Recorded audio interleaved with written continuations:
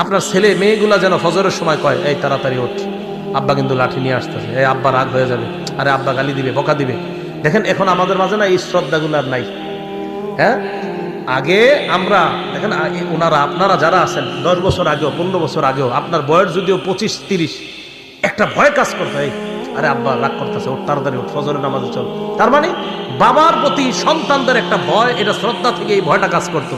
আমেরিকার বিশাল বড় বড়লোক হয়ে যাওয়ার পরেও সন্তান বাবার সামনে যখন আসতো একদম বিড়ালের মতো নিচের দিকে তাকায় দেয়, কারণ আমার সামনে যিনি উনি আমার বাবা, আমি তার সন্তান। এই শ্রদ্ধাবোধগুলা নাই। জানেন কেন নাই? এই মিডিয়া, এই মোবাইল আমাদের বাবা আর সন্তানের এই শ্রদ্ধার সম্পর্ক নষ্ট করে দিচ্ছে। কেন জানেন? বাবা সন্তান স্ত্রী একসাথে বৈশা সিনেমা দেখে যে ঘরের মধ্যে, আপনি বলেন ওই সন্তান ওই বাবাকে কিভাবে শ্রদ্ধা করবে? করবে না।